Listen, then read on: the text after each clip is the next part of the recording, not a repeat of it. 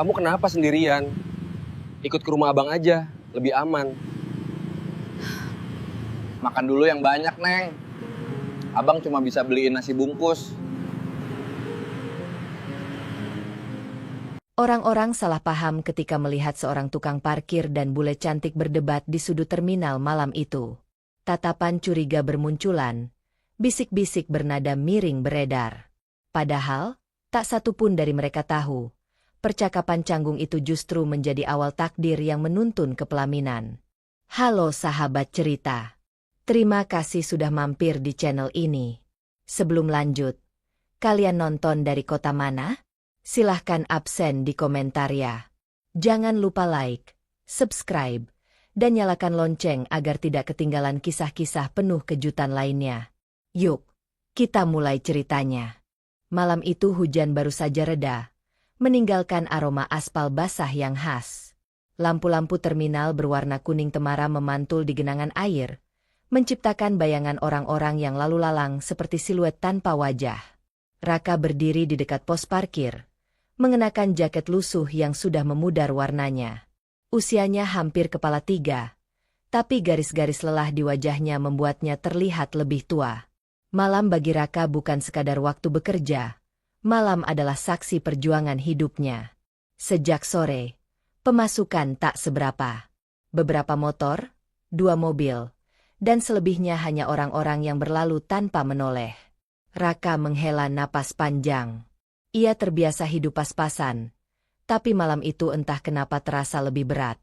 Mungkin karena hujan, mungkin karena perasaan kosong yang tak bisa ia jelaskan.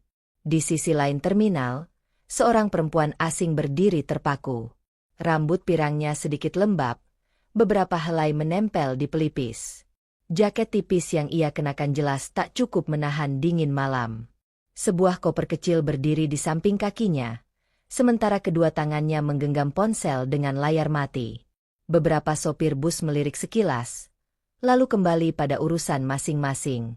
Ada yang tersenyum aneh, ada pula yang berbisik pelan. Perempuan itu tampak mencoba bertanya, namun bahasa Indonesianya terbata-bata, membuat orang-orang cepat kehilangan minat untuk membantu. Raka memperhatikannya cukup lama. Bukan karena ia bule, bukan pula karena parasnya yang cantik, melainkan karena raut wajah panik yang terlalu jelas untuk diabaikan. Ia tahu rasanya kebingungan di tempat asing, sendirian, tanpa pegangan. Dengan langkah ragu namun mantap, Raka mendekat. Ia menjaga jarak, menurunkan nada suaranya agar terdengar sopan. "Mbak, are you okay? Need help?" katanya, mencampur bahasa seadanya. Perempuan itu menoleh cepat. Matanya membesar seolah menemukan pelampung di tengah laut. Yes, please, ucapnya lega. I lost my money. Bus already gone. I don't know where to go. Namanya Elena. Ia berasal dari Eropa Timur, datang ke Indonesia untuk perjalanan sekaligus riset budaya. Malam itu seharusnya ia sudah tiba di penginapan lain kota. Namun dompetnya tertinggal di bus. Ponselnya kehabisan baterai, dan hujan membuat segalanya terasa semakin buruk. Raka mengangguk pelan, mencoba mencerna situasi. Ia tahu membantu orang asing bukan perkara mudah, terlebih dengan statusnya sebagai tukang parkir. Salah sedikit, ia bisa disalahpahami. Dan benar saja, ketika Raka berdiri berhadapan dengan Elena, beberapa pasang mata mulai memperhatikan. Ada tatapan curiga. Ada senyum menyeringai.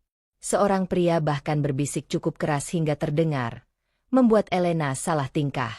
Raka merasakan panas di dadanya. Ia terbiasa dipandang sebelah mata, tapi kali ini berbeda. Bukan hanya dirinya yang dinilai, tapi juga perempuan yang sedang butuh pertolongan. "Tenang," kata Raka pelan kepada Elena. "Kita di tempat umum. Aman." Elena mengangguk. Meski jelas ia menyadari atmosfer aneh di sekitar mereka. Ia menunduk sejenak, lalu kembali menatap Raka dengan tatapan penuh harap. Raka menawarkan bantuan sederhana, mencarikan penginapan murah yang ia kenal tak jauh dari terminal, dan mengantarnya dengan ojek langganan. Ia mengeluarkan ponsel jadulnya, Mencoba menghubungi beberapa nomor. Satu tak aktif. Satu lagi tak diangkat. Waktu berjalan lambat. Hujan kembali turun rintik-rintik. Orang-orang semakin sedikit. Dan tatapan-tatapan tadi berubah menjadi gosip tak terucap. Dalam kebasahan malam itu, di antara prasangka dan bisik-bisik, dua orang asing berdiri dengan perasaan yang sama. Canggung, waspada, namun berharap. Tak ada yang menyentuh batas. Tak ada niat tersembunyi. Hanya empati sederhana. Sesuatu yang jarang disadari orang sebagai awal dari takdir besar. Malam itu, tanpa mereka sadari, sebuah pertemuan kecil sedang membuka jalan bagi kisah yang jauh lebih panjang. Rintik hujan berubah menjadi gerimis saat Raka akhirnya menurunkan ponselnya. Ojek langganannya tak kunjung datang. Terminal semakin sepi. Hanya tersisa beberapa pedagang yang bersiap menutup lapak. Raka melirik Elena, yang berdiri kaku sambil memeluk jaket tipisnya. "Kalau kamu mau," kata Raka ragu, "aku bisa antar pakai motor. Penginapannya dekat, murah, tapi aman." Elena terdiam sejenak. Di wajahnya tergambar pergulatan batin, antara rasa takut dan kelelahan. Namun ia mengangguk pelan. "Oke, I trust you." Kepercayaan itu membuat Raka menelan ludah. Ia segera mengambil helm cadangan dari motor tuanya. Helm itu sudah banyak goresan, namun masih layak pakai. Ia membersihkannya sekilas dengan ujung jaket. Saat Elena naik ke motor, beberapa orang menoleh lagi. Ada siulan kecil, ada tawa tertahan. Dari sudut mata, Raka menangkap gestur yang seolah berkata macam-macam. Dadanya kembali menghangat, namun ia memilih fokus ke jalan. Motor melaju perlahan, meninggalkan terminal yang basah dan penuh prasangka. Angin malam menerpa wajah mereka. Elena memegangi besi belakang motor, menjaga jarak sopan. Raka sengaja menjaga kecepatan stabil, tak ingin membuatnya semakin tegang. Di sepanjang jalan, lampu kota memantul di genangan air. Suasana hening beberapa saat, hingga Elena memberanikan diri berbicara. "You work here, every night?" "Hampir," jawab Raka. "Siang kadang narik, malam parkir." Elena mengangguk. Ia bercerita bahwa perjalanan ini adalah impiannya sejak lama. Mengenal budaya, bertemu orang-orang lokal, menulis tentang kehidupan sehari-hari yang jarang dilihat wisatawan. Namun malam itu, semuanya terasa seperti mimpi buruk. "Back home, people warn me," katanya lirih. "They say, be careful with strangers." Raka tersenyum tipis. Dimanapun sama. Tapi nggak semua orang jahat. Di lampu merah, motor berhenti. Seorang pejalan kaki melirik mereka dari ujung kepala hingga kaki, lalu tersenyum dengan tatapan menggoda. Elena menyadarinya. Wajahnya memerah di balik helm. "People think something wrong?" tanyanya hati-hati. Raka mengangguk kecil. "Sering begitu. Orang lihat dari luar." Lampu hijau menyala. Motor kembali melaju, membawa mereka menjauh dari penilaian. Penginapan yang Raka maksud tak besar. Hanya bangunan 2 lantai dengan papan nama sederhana. Namun tempat itu bersih dan terang. Pemiliknya, seorang ibu parubaya, menyambut dengan ramah meski sempat terkejut melihat tamu asing. Raka membantu menjelaskan kondisi Elena. Harga kamar disebutkan. Elena spontan menggeleng. Tangannya terangkat panik. "I don't have cash." Raka terdiam sejenak, lalu mengeluarkan uang lusuh dari saku jaketnya. Uang hasil parkir seharian. Tak banyak, tapi cukup untuk semalam. "Mas, jangan," kata pemilik penginapan. "Tidak apa-apa, Bu," jawab Raka mantap. Elena menatap Raka dengan mata berkaca-kaca. "I will pay back. I promise." Raka tersenyum. "Nanti saja. Istirahat dulu." Di lobi kecil itu, keheningan terasa hangat. Tak ada sentuhan berlebihan. Tak ada kata yang melampaui batas. Hanya 2 manusia yang saling belajar percaya. Malam semakin larut. Raka pamit. Elena mengucapkan terima kasih berkali-kali, dengan logat yang masih kaku namun tulus. Saat pintu kamar tertutup, Raka berdiri sebentar, menarik napas panjang. Ada perasaan aneh di dadanya, bukan bangga, bukan juga iba. Lebih seperti tenang. Keesokan paginya, Raka kembali ke terminal seperti biasa. Ia tak berharap apa-apa. Namun saat matahari naik, ia melihat sosok familiar berjalan mendekat. Elena berdiri di depannya, tersenyum lebar. "I found you," katanya ceria. "I want to pay back. And thank you properly." Mereka sarapan di warung kecil pinggir jalan. Di antara kopi panas dan gorengan sederhana, tawa mulai muncul. Jarak yang semalam terasa kaku kini mencair. Raka belum tahu, sarapan sederhana itu akan menjadi awal dari perubahan cara pandangnya tentang hidup dan tentang takdir. Sejak pagi itu, keberadaan Elena di terminal tak lagi luput dari perhatian. Beberapa orang tersenyum ramah, namun lebih banyak yang melontarkan pandangan penuh tanda tanya. Raka bisa merasakannya, bisik-bisik yang berhenti saat ia mendekat, tawa kecil yang terdengar setengah mengejek.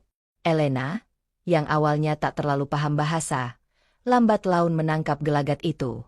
Ia belajar membaca ekspresi, nada bicara, dan jarak yang sengaja diciptakan orang-orang. Raka berusaha bersikap biasa, tapi jauh di dalam hatinya, ia mulai lelah. Hari-hari berikutnya, Elena memutuskan memperpanjang tinggalnya di kota itu. Ia ingin menulis tentang kehidupan pekerja informal, tentang terminal, tukang parkir, pedagang kecil. Raka tanpa sadar menjadi pemandu sekaligus penerjemah dadakan. Mereka menghabiskan waktu berkeliling kota dengan motor tua Raka.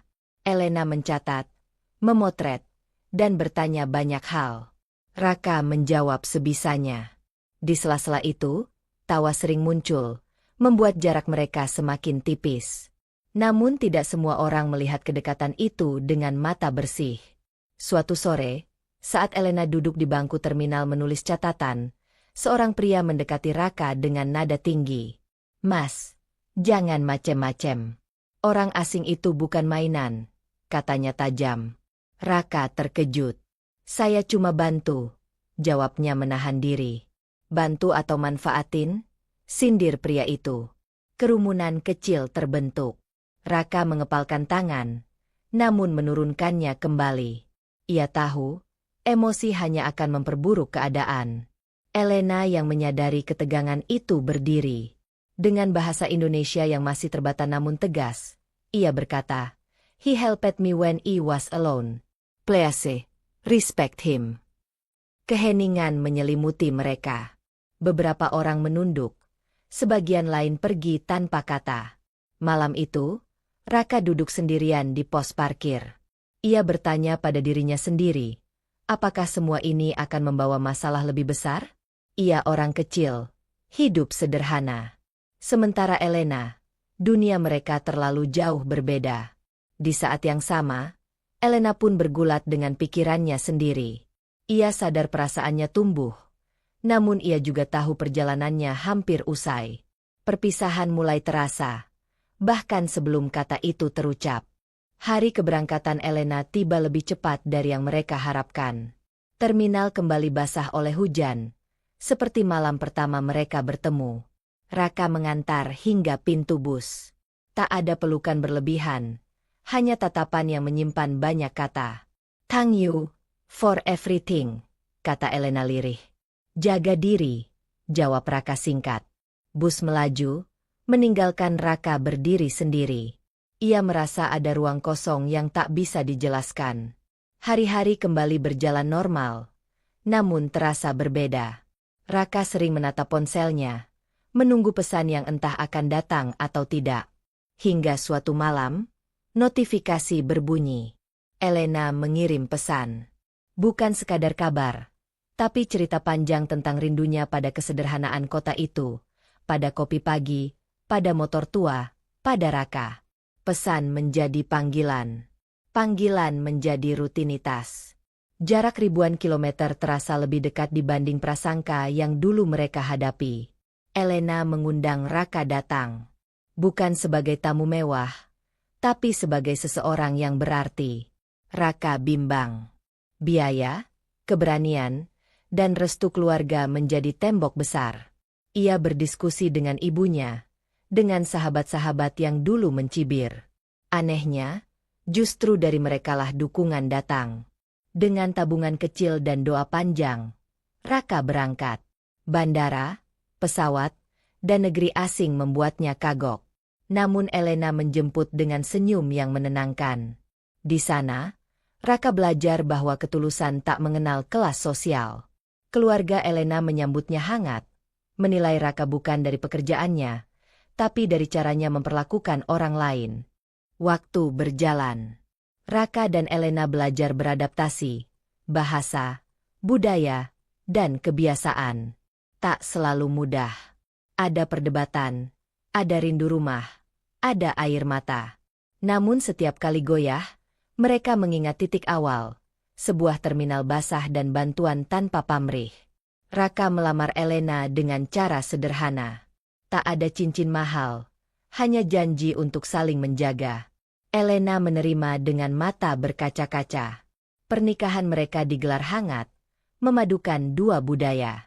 Keluarga, sahabat, dan bahkan orang-orang yang dulu salah paham hadir dengan senyum. Raka berdiri di pelaminan, mengenang masa lalunya sebagai tukang parkir yang kerap diremehkan.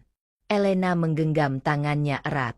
Dari prasangka menuju kepercayaan, dari bantuan kecil menuju ikatan besar, takdir bekerja dengan caranya sendiri.